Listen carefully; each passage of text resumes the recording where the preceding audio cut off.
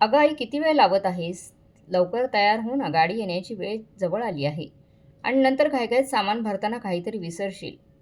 व्यवस्थित पॅकिंगसुद्धा करता येणार नाही. म्हणूनच सांगतोय, आधीच नीट सगळं ठेवून घे. गरजेच्या सगळ्या वस्तू ठेवल्यास कधी उपयोगी होईल तुला, असे म्हणत रमेश आईच्या खोलीतून बाहेर आला. त्यावर सुमित्राताई म्हणाल्या, हो बाळा, माझी काळजी करू नकोस. मी माझं सामान व्यवस्थित ठेवलं आहे. 4 साड्या घेतल्या आहेत, याशिवाय अजून काय लागणार आहे? बाकीचं सामान माधुरीने ठेवलं असेलच ना? मला फक्त साड्याच न्यायच्या होत्या. आईचं बोलणं ऐकून रमेश पुन्हा खोलीत आला आणि म्हणाला, काय आई? फक्त कपडेच? मी तुला सांगितलं होतं ना की खाण्यापिण्याचं सामानही ठेव आणि फक्त 4 साड्या नको ठेवू. असं होऊ शकतं की तिकडे जाऊन आणखी 10 काही दिवस थांबण्याचा प्लॅन होईल. म्हणूनच थोडे जास्त कपडे घे. मी म्हणतो तुझ्या सगळ्या साड्या बॅगेत भर बरं. थोडं एक्स्ट्रा सामान घेतलं तर काही बिघडत नाही. आपल्याला परत घरीच तर यायचं आहे ना? तू पटकन तयार हो. मी माधुरी तयार झाली का ते पाहतो. आई म्हणाली, हो जा, जाऊन बघ की माधुरी तयार झाली आहे की नाही. नाहीतर गाडी आली आणि तिचं सामान भरायचं राहिलं तर अडचण होईल. आणि हो, सगळं सामान व्यवस्थित पॅक करून हॉलमध्ये बॅगा ठेव, म्हणजे गाडीत लगेच सामान भरता येईल. खरं तर आज सकाळपासूनच सुमित्राताई खूप आनंदात होत्या, कारण त्या आज आपल्या कुटुंबासोबत तिरुपती बालाजीच्या दर्शनाला जाणार होत्या. त्या खूप उत्साहित होत्या, कारण आपल्या मुलाच्या लग्नासाठी त्यांनी तिथे नवस केला होता. त्यांचा मुलगा सावळ्या रंगाचा होता, त्यामुळे त्यांचं लग्न ठरत नव्हतं त्याचं. आणि ठरलं तरी काही कारणाने मोडत होतं. शेवटी सुमित्राताईंनी तिरुपती बालाजीला नवस केला होता की मुलाचं लग्न झाल्यावर त्याला आणि सुनबाईला घेऊन दर्शनाला येईल. परंतु आपल्या इच्छेनुसार सगळं घडतच असं नाही. बालाजीने त्यांची पूर्ण इच्छा पूर्ण केली होती. मुलाचं लग्न झालं, पण लग्नानंतर लगेच त्या दर्शनाला जाऊ शकल्या नाहीत. लग्नानंतर घरात अनेक कामं पार पडली, ज्यामुळे वेळ मिळाला नाही. मग दिवस गेले, महिने गेले, महिन्यांचे वर्ष बदलले आणि त्यांच्या मुलाच्या लग्नाला आता अनेक वर्ष झाली होती. एवढंच नाही तर त्यांना 8 वर्षांचा नातूही होता. शेवटी तो दिवस आलाच. जेव्हा सुमित्राताईंना आपला नवस पूर्ण करण्याची संधी मिळाली, त्या खूप आनंदित झाल्या. कारण त्यांनी केलेला नवस पूर्ण होणार होता. आज त्याच कारणामुळे त्या अतिशय खुश होत्या. शेवटी काही वर्षांनंतर सगळेजण जाण्यासाठी तयार झाले होते आणि आपले सामान घेऊन घराबाहेर पडले. थोड्याच वेळात गाडी आली आणि सर्वजण तिरुपती बालाजीच्या दर्शनासाठी रवाना झाले. संपूर्ण प्रवासात सुमित्राताई आपल्या नवसाबद्दलच विचार करत होत्या आणि सतत बालाजीचं नामस्मरण करत होत्या. दीर्घ प्रवास केल्यानंतर सर्वजण पहिल्यांदा हरिद्वारला पोहोचले. तिथे त्यांनी गंगा स्नान केलं, आरती केली आणि शांत वातावरणाचा अनुभव घेतला. दुसऱ्या दिवशी सकाळी ते तिरुपतीला पोहोचले. आता पुढचा प्रवास त्यांना पायी करायचा होता. उंच डोंगराळ रस्त्यावरून चढत जाऊन त्यांना देवाचं दर्शनसुद्धा घ्यायचं होतं. सुमित्राताई हळूहळू डोंगर चढू लागल्या. रमेश आणि माधुरी यांचा 8 वर्षाच्या मुलाला घेऊन त्यांच्या मागोमाग चालू लागले. वाटेत अनेक लहान लहान मंदिरं येत होती. रमेश म्हणाला, आई, आधी या मंदिराचं दर्शन घेऊया. पण सुमित्राताईंनी उत्तर दिलं, नको रे. हे दर्शन आपण परत येतानाही करू शकतो. मला सगळ्यात आधी माझा नवस पूर्ण करायचा आहे. त्यामुळे मला सगळ्यात आधी तिरुपती बालाजींचं दर्शन घ्यायचं आहे. अखेर त्यांनी खूप प्रयत्नाने उंच डोंगर चढून बालाजींचं दर्शन घेतलं. दर्शनानंतर तर ते काही काळ तिथेच बसले. सगळ्यांनी एकत्र वेळ घालवला, गप्पा केल्या आणि मजामस्ती केली. रमेश, माधुरी आणि त्यांच्या मुलाला एवढं आनंदी पाहून सुमित्राताईंचं मन भरून आलं. खरं तर आपल्या मुलाचं सुख पाहून प्रत्येक आईवडील खूप आनंदी होतातच. तसं सुमित्राताईंच्या चेहऱ्यावरही समाधान झळकत होतं. त्या मनोमन प्रार्थना करू लागल्या, बालाजी, देव माझं कुटुंब असंच आनंदी ठेव. कुणालाही कसलीच अडचण येऊ देऊ नकोस. सगळ्यांचं भलं होऊ दे. सुखाने नांदू देत माझी मुलं. त्या दिवशी सुमित्राताईंचं मन खरंच खूप शांत झालं आणि त्या आनंदाने भारावून गेल्या होत्या, कारण त्यांचा नवस पूर्ण झाला होता. तिथेच वरती दर्शन करून सगळ्यांनी थोडंफार खाऊन पिऊन तिथून मार्गस्थ होण्याची तयारी केली. आता खाली उतरून त्यांना अजून काही देवस्थानांमध्ये दर्शनासाठी जायचं होतं. मात्र ते लोक जेव्हा तिरुपती बालाजीचं दर्शन घेऊन खाली आले, तेव्हापासून सुमित्राताई खूप थकल्यासारख्या झाल्या होत्या. त्यामुळे त्या आपल्या मुलांना म्हणाल्या, रमेश बाळा, मला थोडा वेळ इथेच बसू दे. खूप दमल्यासारखं होतंय. त्यावर रमेश म्हणाला, आई, फक्त थोड्या वेळासाठी थांब. आपण हॉटेलवर पोहोचू, तिथे तू आराम कर. संध्याकाळी आम्ही बाकीचं ठिकाणं पाहायला जाऊ. सुमित्राताईंनी होकारार्थी मान हलवली आणि आपल्या मुलासोबत हॉटेलकडे निघाल्या. हॉटेलमध्ये पोहोचल्यावर सगळ्यांनी थोडा वेळ विश्रांती घेतली. संध्याकाळी 3-4 वाजताच ते पुन्हा बाहेर फिरण्यासाठी निघाले. मात्र त्याच वेळी माधुरीच्या म्हणजेच सुनबाईच्या पायाला ठेच लागली आणि तिच्या पायाला हलकीशी जखम झाली. त्यामुळे त्यांचा संध्याकाळचा फिरायचा बेत रद्द करावा लागला. सगळ्यांनी मिळून ठरवलं, आता आपण उद्याच सकाळीच बाहेर फिरायला जाऊ. तोपर्यंत आपण सगळेजण इथेच विश्रांती करू. रात्री सर्वांनी एकत्र जेवणं केली. गप्पा मारल्याने खूप चांगला वेळ घालवला. सर्वजण खूप आनंदी दिसत होते. ते लोक आपापल्या खोलीत आराम करण्यासाठी गेले. तेव्हा सुमित्राताईंचा नातू, जो 8 वर्षांचा होता, आपल्या आजीबरोबर झोपण्यासाठी हट्ट करू लागला. मात्र रमेशने त्याला नकार दिला आणि म्हणाला, बाळा, आजीला आराम करू दे. तू जर तिच्याजवळ झोपलास तर तिला झोपता येणार नाही. तेव्हा सुमित्राताई म्हणाल्या, अरे रमेश बाळा, त्याला तू ओरडत का आहेस? जर त्याला माझ्याजवळ झोपायचं असेल तर झोपू देत की माझ्याजवळ. उलट माझं सुद्धा मन रमेल. त्याचा मुलगा रमेश म्हणाला, अगं आई, तुझ्याजवळ झोपला तर मला काही अडचण नाही आहे. पण तिकडे माधुरीच्या पायाला जखम झाली आहे. त्यामुळे ती संध्याकाळपासूनच अस्वस्थ आहे.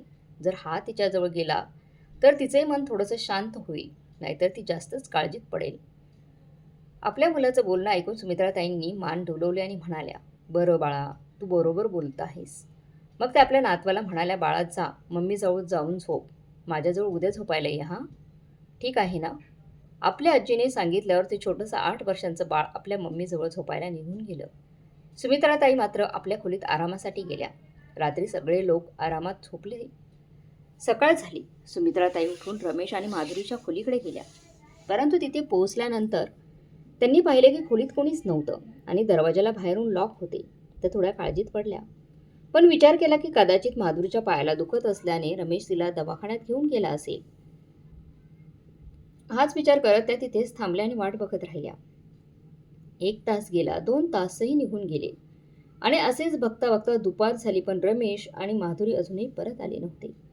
सुमित्राताई आता अधिक चिंतित पडल्या होत्या. त्या रिसेप्शनवाल्यांकडे गेल्या आणि विचारू लागल्या, मॅडम, माझ्यासोबत माझा मुलगा रमेश आणि सून माधुरी होती, पण त्यांच्या खोलीला बाहेरून लॉक आहे. ते कुठे गेले आहेत का? नशिबाने रिसेप्शनवर बसलेली ती मुलगी महाराष्ट्रीयन होती. त्या मुलीने मुलाचे नाव विचारलं आणि जेव्हा सुमित्राताईंनी आपल्या मुलाचं नाव सांगितलं तेव्हा ती मुलगी म्हणाली, ते तर सकाळी इथून निघून गेले आहेत. सुमित्राताईंनी हे जेव्हा ऐकलं तेव्हा त्या खूप घाबरल्या आणि म्हणाल्या, अरे बाळा, जरा व्यवस्थित तपासून बघ ना, खरंच हा माझा मुलगा आहे. आणि जर गेला असेल तर त्याची बायकोसुद्धा त्याच्यासोबत होती का? तेव्हा ती मुलगी म्हणाली, मी जेव्हा सकाळी इथे येत होते तेव्हा मी एक छोट्या मुलाला घेऊन एका नवरा बायकोला इथून जाताना बघितले होते. पण मी हे म्हणू शकत नाही की हा मुलगा आणि सून तुमचीच असेल. पण ज्या नावाने तुम्ही सांगता आहात त्या नावाने 2 खोल्या बुक केल्या होत्या. एक खोली सकाळीच सोडली आणि एक खोली उद्या संध्याकाळपर्यंत बुक आहे. आता मात्र सुमित्राताई खूपच टेन्शनमध्ये आल्या होत्या. समजत नव्हते की न सांगता त्यांचा मुलगा आणि सुनबाई कुठे निघून गेले आणि ते सुद्धा त्यांना एकटीला सोडून. पूर्ण दिवसभर त्या आपल्या मुलांची वाट बघत बसल्या. थोड्याच वेळाने मुलं परत येतील, परंतु संध्याकाळ झाली तरी त्यांची मुलं परत आली नाहीत. आता मात्र रात्रही झाली तरी त्यांची मुलं परत आली नव्हती. त्यांनी आपल्या मुलाला फोन लावायचाही खूप प्रयत्न केला, परंतु त्याचा नंबर लागतच नव्हता. त्यांनी आपल्या सुनेचा नंबरही ट्राय केला, परंतु तिचाही फोन कोणीच उचलला नाही. आता सुमित्राताई काय करू शकणार होत्या? मुलाचा आणि सुनेचा नंबर त्यांनी डायरीमध्ये लिहिला होता, परंतु अजून कोणाचाच नंबर त्यांच्याजवळ नव्हता, कारण त्यांचा स्वतःचा फोनसुद्धा त्यांच्या मुलाजवळ होता. काल जेव्हा ते तिरुपती बालाजीचे दर्शन करण्यासाठी वर चढत होत्या तेव्हा त्यांनी त्यांचा मोबाईल आपल्या मुलाजवळ ठेवण्यासाठी दिला होता. त्यांच्याजवळ कोणाचाही फोन किंवा कोणाचाही नंबर नव्हता आणि त्यात आज पूर्ण दिवस निघून गेला होता. दुसऱ्या दिवशी हॉटेलवाले त्यांना खोली सोडायला सांगणार होते. मग त्यानंतर सुमित्राताई कुठे जाणार, काय करणार, विचार करत करत त्यांचं डोकं दुखायला लागलं. त्या शांत मनाने तिरुपती बालाजीच्या प्रार्थनेत लीन होऊन त्यांना शांततेची व धीराची मागणी करू लागल्या आणि त्यातच त्यांचा डोळा लागला. त्या पूर्ण दिवस रडून रडून तशाच खोलीत झोपून गेल्या. जेव्हा त्यांना जाग आली तेव्हा सकाळचे 6 वाजले होते आणि फक्त आज संध्याकाळपर्यंतच त्या हॉटेलमध्ये थांबू शकत होत्या.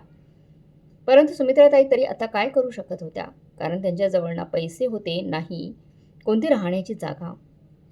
त्यांनी जाऊन पुन्हा एकदा त्या रिसेप्शनवर बसलेल्या मुलीशी बोलायला सुरुवात केली, जी महाराष्ट्रीयन होती.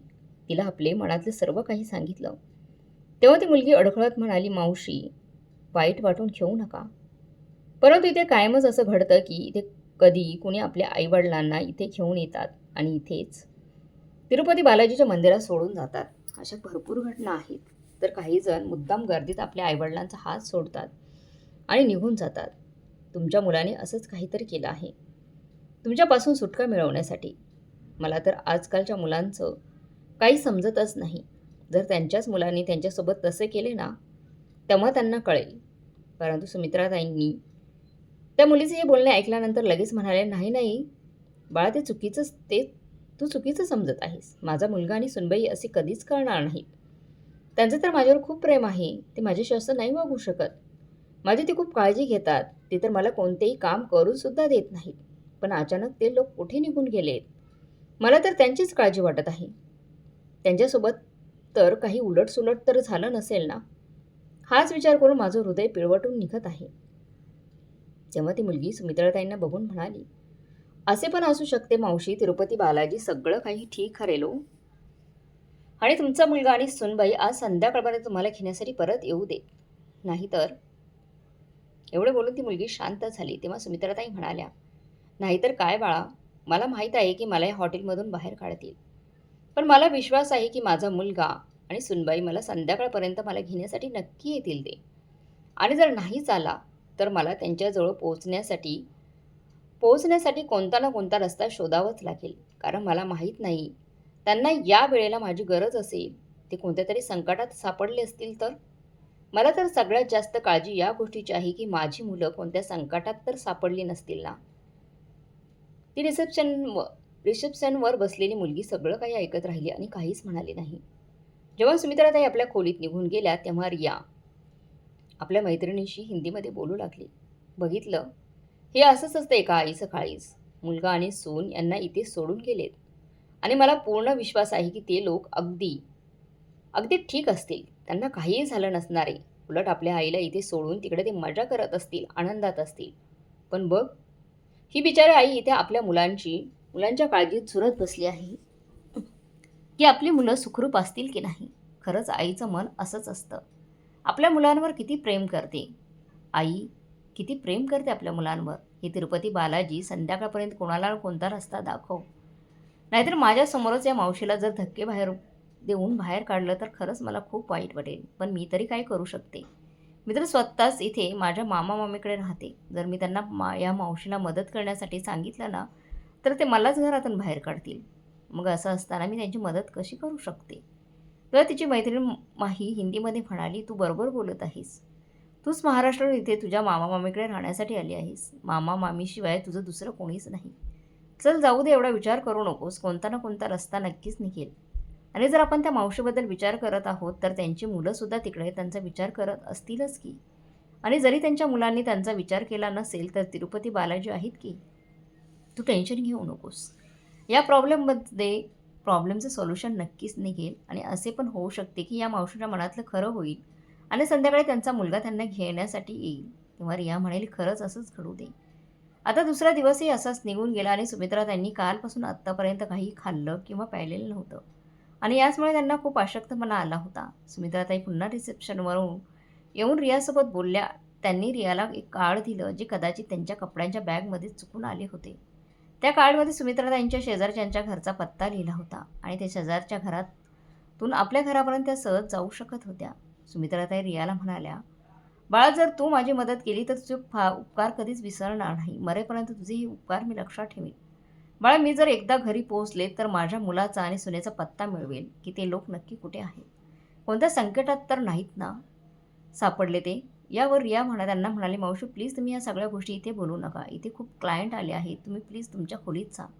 कारण तुम्ही अशा प्रकारच्या गोष्टी इथे बोलू शकत नाही. सगळे लोक तुम्हाला बघत आहेत." तेव्हा रियाने सुमित्रा त्यांनी समजावून त्यांच्या खोलीत पाठवले. जेव्हा सुमित्राताई आपल्या खोलीकडे जायला निघाल्या, तेव्हा रस्त्यातच त्यांना चक्कर आली आणि त्या बेशुद्ध होऊन खाली पडल्या. हे पाहून तिथे लोकांची गर्दी झाली. रियाने त्यांच्या तोंडावर पाणी शिंपडले आणि आपल्या हॉटेलमध्ये काम करणाऱ्या मुलांची मदत घेऊन त्यांना त्यांच्या खोलीत सोडून आली. त्यांच्यासोबत रियाने आपल्या मैत्रिणीला बसायला सांगितले, म्हणजे ती त्यांची थोडीशी काळजी घेऊ शकेल. कारण संध्याकाळपर्यंत सुमित्राताई त्या खोलीत राहू शकत होत्या. जेव्हा रिया तिच्या कामामधून फ्री झाली, तेव्हा ती सुमित्रा त्यांच्या खोलीत गेली. तिला पाहता सुमित्राताई जोरजोरात रडू लागल्या आणि तिच्या पायाशी पडून म्हणू लागल्या, "बाळा, मी तुझ्या पाया पडते, मला माझ्या घरी सोड." तेव्हा रियाने त्यांना उठवले आणि म्हणाली, "मावशी, तुम्ही हे काय करत आहात? तुम्ही माझ्यापेक्षा खूप मोठे आहात. प्लीज माझे पाय धरू नका. तुम्ही माझ्या आईच्या वयाच्या आहात. प्लीज उठा." हे बघा मावशी, असं नाही की मी तुम्हाला मदत करणार नाही, पण माझी थोडीशी मजबुरी आहे. तुम्ही थोडी वाट पहा. असे होऊ शकते की तिरुपती बालाजी तुमचं घराणं ऐकेल आणि जर असे झाले नाही, तर मी माझ्या बॉससोबत बोलेन की अजून काही दिवस तुम्हाला इथे राहू द्या. तुम्ही टेन्शन घेऊ नका. मला जितकं होईल तितकं मी तुमची मदत करेल. ठीक आहे ना? आता तुम्ही आराम करा आणि जेवून घ्या काहीतरी. सुमित्राताईंना जेवण देऊन रिया तिथून निघून गेली. तसे तर सुमित्राताईंचं मन तिथे लागतच नव्हतं आणि आपल्या मुलाची आणि सुनेची काळजी त्यांना सतावत होती. त्या विचार करत होत्या की माहिती नाही ते असे कसे कसे असतील, कोणत्या अवस्थेत असतील. आणि इकडे मुलगा आणि सून आपल्या आईला सोडून आले होते. तेव्हापासून खूप खुश होते. घरात आनंद साजरा होत होता. त्यांनी आपल्या आईपासून सुटका जी मिळवली होती, म्हणूनच ते खूप खुश होते आणि आनंदात होते. इकडे जेव्हा दुसऱ्या दिवशी संध्याकाळ झाली तेव्हा त्यांचा मुलगा न्यायला आला नाही. सुमित्राताईंनी न्यायला आला नाही तेव्हा हॉटेलच्या मॅनेजरने सुमित्राताईंना खोलीतून बाहेर निघायला सांगितलं. सुमित्राताई त्यांना विनवण्या करत राहिल्या. रिया सुद्धा आपल्या मॅनेजरसोबत बोलली, परंतु मॅनेजर तयार झाले नाहीत. उलट मॅनेजर रियाला हिंदीमध्ये बोलला, तू इतकं का इंटरफेअर करत आहेस? तू त्यांच्या रूमचे पेमेंट करणार आहेस का? यावर रिया शांत बसली. त्या मॅनेजर परत म्हणाला, रिया तू तुझ्या कामाशी काम ठेव. असे जगात कितीतरी लोक असतात, मग मी सगळ्यांची मदत करत फिरू का? मी इथे अनाथ आश्रम खोललेलं नाहीये. त्यामुळे चुपचाप तुझं तू काम कर आणि या गोष्टीमध्ये पडण्याचा प्रयत्न करू नकोस. मग मॅनेजर सुमित्राताईंना म्हणाला, हे बघा आजी, रियाने एवढी सारी विनंती केली आहे म्हणून आज रात्रीसाठी तुम्हाला इथे ठेवू शकतो. पण उद्या सकाळपर्यंत तुम्हाला तुमच्या राहण्याची सोय करावी लागेल. कारण मी तुम्हाला जास्त दिवस इथे राहून देऊ शकत नाही. नाहीतर माझी नोकरीसुद्धा जाईल. तुम्हाला समजत आहे ना मी काय बोलत आहे? एवढं बोलून मॅनेजर तिथून निघून गेला. सुमित्राताई देवाला प्रार्थना करत राहिल्या की कसंही करून त्यांचा मुलगा त्यांना घेण्यासाठी येऊ देत. परंतु आपण जसा विचार करतो तो पूर्ण होईलच असे नाही. पूर्ण रात्र अशीच सरली आणि अजूनपर्यंत त्यांचा मुलगा आला नव्हता.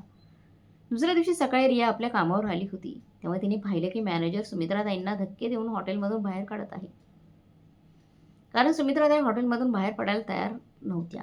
त्या पुन्हा मॅनेजरला विनंती करत होत्या, बाळा काही दिवस हॉटेलमध्ये राहू देत. मी बाहेर असल्यावर कुठे राहू? परंतु मॅनेजर त्यांचं काहीच ऐकत नव्हता. शेवटी त्यांना धक्के देऊन मॅनेजरने बाहेर काढलं. जेव्हा रियाने हे सगळं पाहिलं तेव्हा तिला सहन झालं नाही. एका वयस्कर महिलेसोबत असा व्यवहार पाहून ती आपल्या बॉसवर ओरडली. What nonsense is this sir? मान्य करते की त्यांच्याजवळ पैसे नाहीत, पण तुम्हाला एवढीसुद्धा अक्कल नाही की कोणासोबत कसं वागायचं असतं. ते इतक्या वयस्कर आहेत, तुमच्या आईच्या वयाच्या आहेत आणि तुम्ही त्यांच्यासोबत असे वागत आहात. यावर मॅनेजर हिंदीत म्हणाला, तू शुद्धीवर तर आहेस ना? तुला माहिती आहे का तू कोणासोबत बोलत आहेस? मी 2 मिनिटात तुला या नोकरीवरून बाहेर काढू शकतो. मग तू तुझ्या मावशीला घेऊन रस्त्यावर भटकत राहा, समजलं? हे सगळं ऐकून रिया म्हणाली, जर मला भटकायला लागले तर भटकेल, पण तुमच्यापेक्षा तर मी चांगलीच आहे. चांगलीच आहे ना सर? कमीत कमी माझ्याजवळ पैसे नसले तरी अक्कल तरी आहे की आपल्याच वयस्कर माणसासोबत कसं वागायला हवं. मी तर पैशांच्या धुंदीत येऊन सगळी अक्कल घाण ठेवली आहे. हॉटेलच्या इतक्या साऱ्या खोल्या रिकाम्या तशाच पडलेल्या आहेत. जर तुम्ही थोडे दिवस त्यांना एका खोलीत राहू दिलं असतं तर कोणतं वादळ आलं असतं? तसे नाही की तुमच्या हॉटेलची एक सुद्धा खोली खाली नाही आणि स्पेशल तुम्ही त्यांच्यासाठी एक खोली खाली करत आहात. तेव्हा मॅनेजर रागात येऊन ओरडला, रिया तुला शुद्ध आहे का? तू काय बरळत आहेस? कोणासोबत बोलत आहेस? 2 मिनिटंसुद्धा लागणार नाही तुला या नोकरीतून बाहेर काढायला. मग फिरत बस रस्त्यावर. जर तुला एवढाच या म्हातारीचा पुळका येत असेल तर तू तिला तुझ्या घरी का घेऊन जात नाहीस? तेव्हा रिया म्हणाली, जर माझ्या हातात असते तर मी त्यांना घेऊनच गेले असते. आणि राहिली गोष्ट नोकरीवर काढण्याची, तर तुम्ही काय विचार करत आहात की तुम्ही मला नोकरी दिल्यामुळं माझ्यावर उपकार होत आहेत? उपकार करत आहात का? की मला पगार देऊन माझ्यावर उपकार करत आहात? मी ते फुकटचे काम करत नाही आणि नाही फुकटचे पैसे घेत. मी काम करते तेव्हा तुम्ही मला पगार देता. आणि जर तुमच्याकडे वर्कर्सची कमी नाही तर माझ्याकडे सुद्धा नोकऱ्यांची काहीच कमी नाही. ठेवा तुमची नोकरी तुमच्याजवळच. अशा माणसाकडे नोकरी करण्यापेक्षा हे चांगले आहे की कुठेतरी दुसरी नोकरी करावी, जिथे कमीत कमी तिथल्या मालकांचा विचार इतक्या खालच्या पातळीची नसतील. मॅनेजर आणि रियाचे बोलणे हे हिंदीत होते. इतके बोलून रिया सुमित्राताईंना आपल्यासोबत घेऊन तिथून निघून गेली. परंतु रियाला स्वतःलाच माहीत नव्हते की आता आपल्याला कुठे जायचं आहे. कारण ती तर आपल्या मामा मामीसोबत या शहरात राहत होती. तिचे आईवडील तर नव्हतेच, तसे तर तिचे मामा थोडेफार ठीक होते, परंतु मामी तिला खूप त्रास देत असायची. आता रिया काय करणार होती? कारण सुमित्राताईंना ती सोबत घेऊन जाऊ शकत नव्हती आणि त्यांना रस्त्यावर सुद्धा सोडू देऊ शकत नव्हती. आता रियाने विचार केला की ती एक दिवस सुमित्राताईंना आपल्या घरी ठेवेल आणि त्यानंतर कसे करून त्यांना त्यांच्या घरी सोडायला जाईल. रियाने आपल्या मामाला फोन लावला आणि सगळं काही सांगितलं. तिच्या मामाने फोन स्पीकरवर ठेवला होता, त्यामुळे तिच्या मामीने सगळं ऐकलं. जसं मामीने रियाचं बोलणं ऐकलं, तसंच ती रागाने ओरडली आणि म्हणाली, "रिया, तू सुद्धा त्या म्हातारीसोबत तिकडेच मरून जा. घरी येण्याची काहीच गरज नाही. एकतर आम्ही तुला फुकटचं खायला घालत आहोत. वरतून तू तुझ्यासोबत आणखी एक ओझं तुझ्यासोबत घेऊन येत आहेस. तुमच्यासारख्या भिकाऱ्यांना सांभाळण्यासाठी आमच्याजवळ इतका हरामाचा पैसा नाहीये." एवढं बोलून रियाच्या मामीने फोन ठेवून दिला. रिया रागासोबतच खूप दुःखी होत होती. तिच्या डोळ्यातून अश्रू वाहत होते. सुमित्राताईंनी तिला एवढं दुःखी पाहून विचारलं, तेव्हा रियाने त्यांना मामीबद्दल सर्व काही सांगितलं, की तिची मामी तिला किती त्रास देते. लहानपणी तिच्या आईवडिलांचा मृत्यू झाला होता. तेव्हापासून तिचं या जगात कुणीच नव्हतं. त्यामुळे नाईलाजाने ती तिच्या मामा-मामीजवळ राहते. आता रियाने आपल्या मैत्रीकडून काही पैसे उधार घेतले आणि सुमित्राताईंना त्यांच्या घरी सोडवायला जाऊ लागली. जेव्हा रिया सुमित्राताईंना घेऊन महाराष्ट्रात त्यांच्या शहरात त्यांच्या घरी पोहोचली, तेव्हा पाहिलं की तिथे तर लोक त्यांच्या शोकसभेचे आयोजन केले होते आणि आत्तापर्यंत काही लोक तिथून निघून गेले होते. घरी फक्त मुलगा, सून आणि कुटुंबातील काही लोक होते. सोबतच घरात एक नोकर होता. सगळे मिळून घरात फक्त 4-5 जण होते. त्यामुळे निश्चित होऊन मुलगा आणि सून आपापसात बोलत होते. त्यांचा मुलगा म्हणत होता, शेवटी आपली साडेसाती गेली आणि इच्छा असूनही इतक्या दुरून आई पुन्हा इथे येऊ शकणार नाही. तेव्हा त्याची बायको म्हणाली, अगदी बरोबर बोलत आहात तुम्ही. केव्हापासून ती म्हातारी आपल्या छाताडावर बसून नाचत होती. आता जेव्हा मेली आहे तेव्हा सुखाने तरी जगू शकू आपण. आणि एवढं बोलून ती सून हसायला लागली. तेव्हा मुलगा म्हणाला, मेली आहे का? जगाच्या नजरेत आपण तिला मारली आहे. एवढं बोलून दोघे नवरा बायको फिदी हसायला लागले आणि म्हणाले, जाऊ दे, जेच असेल ते झालं असेल. झालं तर आपलाच फायदा ना. आता मग कोणाला काय माहीत आहे की आपली आई तिकडे गंगेत बुडून वाहून गेली, की आपणच तिला फसवून तिकडे सोडून इकडे आलो. इकडे तर आपण जे सांगू तेच सगळ्यांना खरं वाटत आहे ना. आणि एकदा का आईचा मृत्यूचा दाखला बनला तर सगळ्या अडचणीच निघून जातील. डेथ सर्टिफिकेट मिळाल्यानंतर सगळी प्रॉपर्टी, जमीन आपल्या नावावर होईल आणि मग आपण आनंदाने जीवन जगू शकू. प्रत्येक गोष्टीवरती आई रोकटोक करत असायची. ते आता निश्चित होऊन जसं पाहिजे तसं आपण जीवन जगू शकतो. काही काळजी नाही. हे सगळं बोलणं रिया आणि सुमित्राताईंनी ऐकले होते आणि हे ऐकून सुमित्राताई पूर्णपणे तुटून गेल्या होत्या. शेवटी कसं काय आपला पोटचा मुलगा आपल्या आईबद्दल असा विचार करू शकतो? आता बिचाऱ्या सुमित्राताई खूपच टेन्शनमध्ये आल्या होत्या आणि फक्त रडत होत्या. इकडे रियाला त्यांची मदत करायची होती आणि म्हणूनच ती त्यांना तिथे त्यांच्या घरी घेऊन आली होती. खरं चुकून त्या आपल्या मुलापासून आणि सुनेपासून चुकल्या होत्या आणि त्यामुळे ती त्यांना आपल्या मुलाला भेटवण्यासाठी इथे घेऊन आली होती. परंतु झालं तसं जसं रियाने विचार केला होता. दोघे मुलगा आणि सुनेने मुद्दामहून आपल्या आईला मरण्यासाठी दुसऱ्या राज्यात सोडले होते आणि जेव्हा आता सत्य समोर आले तेव्हा रियाने त्यांना समजावले की मावशी, तुम्ही काळजी करू नका, पण आता मला समजत नाही की आता मी तुम्हाला कुठे सोडू. इथे मलाच माझ्या राहण्याचं ठिकाण माहीत नाही, मग अशात मी तुम्हाला घेऊन कुठे जाऊ.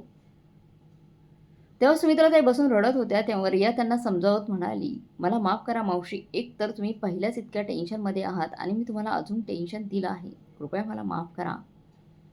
काही हरकत नाही मावशी, जे होईल ते पाहूया. तुम्हाला मी चांगलं जेवण देऊ शकले नाही तरी 2 वेळचं जेवण तरी मी तुम्हाला देऊ शकते. तुम्ही टेन्शन घेऊ नका. माझी आई नाही, पण तुम्ही माझ्या आईसारखे आहात. तुम्ही चला माझ्यासोबत, मी कसंही करून माझ्या मामा-मामीसोबत बोलते. तुम्ही माझ्यासोबतच राहा. जेव्हा रिया पुन्हा एकदा आपल्या मामा-मामीसोबत बोलली, तेव्हा तिच्या मामाने साफ तिला नकार दिला आणि म्हणाला, हे बघ रिया, तुझ्या मामीने तर तुला पुन्हा या घरात येण्यासाठी नकार दिला आहे. जर तुला इतकं त्या म्हातारीचं भलं करायचं आहे तर स्वतः कर. या घरात येण्याची काहीच गरज नाही. आता रिया काय करू शकत होती? तरी तिने सुमित्राताईंची साथ सोडली नाही आणि म्हणाली, मावशी तुम्ही चला माझ्यासोबत. सध्या माझ्याकडे थोडे काही पैसे आहेत. काही दिवस आपण ॲडजस्ट करू आणि मग मला कुठे ना कुठे चांगली नोकरी मिळेलच. कुठेतरी नोकरी लागेलच की. इतकं बोलून ती सुमित्राताईंसोबत त्या शहरातील स्वस्त लॉजमध्ये थांबली. पूर्ण दिवस सुमित्राताई आपल्या मुलाबद्दल विचार करत रडत होत्या. परंतु रात्र होता त्यांच्या डोक्यात एक विचार आला की जर त्यांचा मुलगा इतका नीच पातळीवर जाऊ शकतो तर मग मग का नाही आपण त्याला धडा शिकवू शकतो. आपल्या मुलाला आणि सुनेला धडा शिकवावाच लागेल. नाहीतर येणाऱ्या काळात मुलगा आणि सून आपल्या आईवडिलांसोबत, वडीलधाऱ्यांसोबत असेच करतील. सुमित्राने विचार केला, डेथ सर्टिफिकेट बनवण्याआधी आपली जमीन प्रॉपर्टीचं काहीतरी करायला हवं. त्यामुळे दुसऱ्या दिवशी सकाळी सुमित्राताई रियाला घेऊन वकिलांकडे पोहोचल्या. वकिलांसोबत बोलल्या आणि पोलिसांना घेऊन आपल्या घरीच पोहोचल्या. आपल्या आईला पोलिसांसोबत पाहून रमेश आणि माधुरी दोघांचाही श्वास घशातच अडकला. त्यांच्या पायाखालची जमीनच सरकली. त्यांना खूप मोठा धक्का बसला होता. त्यामुळे त्यांना तोंडातून काहीच आवाज निघाला नाही. पोलिसांना सगळ्या गोष्टी सुमित्राताईंनी पहिल्यांदाच सांगितल्या होत्या. त्यामुळे पोलिसांनी त्यांच्या मुलाला आणि सुनेला अटक केली आणि घेऊन गेले. पोलिसांना त्यांना जास्त दिवस आत ठेवता आले नाही, परंतु सुमित्राताईंनी जे सांगितले त्यांच्या आधारावर त्यांनी त्यांच्या मुलाला आणि सुनेला घरातून बाहेर काढले आणि पुन्हा कधीच रमेश आणि माधुरीला सुमित्राताईंच्या आसपास भटकायला सुद्धा सांगितले नाही. आता सुमित्राताई रियाला आपल्यासोबत घेऊन राहू लागल्या. रियाने छोटी मोठी नोकरी शोधली आणि सुमित्राताई ज्यांचे आपले स्वतःचे घर होते तिथे रियासोबत आनंदाने राहू लागल्या. एका अनाथ मुलीला आपल्या आईचे प्रेम मिळाले आणि एका आईला तिची काळजी घेणारी मुलगी. जे काम त्यांचा सक्का मुलगा आणि सून करू शकले नाही ते काम रियाने करून दाखवले. सुमित्राताईंची काळजी घेतली आणि अडचणीच्या काळात रियाने त्यांची साथ दिली. मग असे असताना त्या मुलीची साथ सुमित्राताई कशी काय सोडू शकल्या असत्या? त्यामुळे त्यांनी रियाला आपल्या पोटच्या मुलीसारखं आपलेसे केले आणि दोघी आनंदाने त्या घरात राहू लागल्या. काही काळानंतर एक अनाथ मुलगा पाहून, जो व्यवहाराने खूप चांगला होता, स्वभावाने चांगला होता, त्याच्यासोबत सुमित्राताईंनी रियाचं लग्न लावून दिलं. आता ते सगळे लोक एकत्र एका कुटुंबासारखे राहतात. जे प्रेम रमेश आणि माधुरी देऊ शकले नाहीत ते प्रेम अनोळखी मुलगी आणि जावयाकडून त्यांना मिळत होतं. आणि आता काय त्यांना कोणत्याही गोष्टीची काळजी नव्हती. पूर्णपणे निश्चित होऊन ते आपले सुखी जीवन जगत होत्या, आनंदाने राहत होत्या. तर मित्रांनो, सुमित्राताईंनी आपल्या मुलाला आणि सुनेला जो धडा शिकवला तो योग्य होता का? आणि रियाने सुमित्राताईंची जी मदत केली त्याबद्दल तुमचं काय मत आहे ते कमेंट करून नक्की सांगा.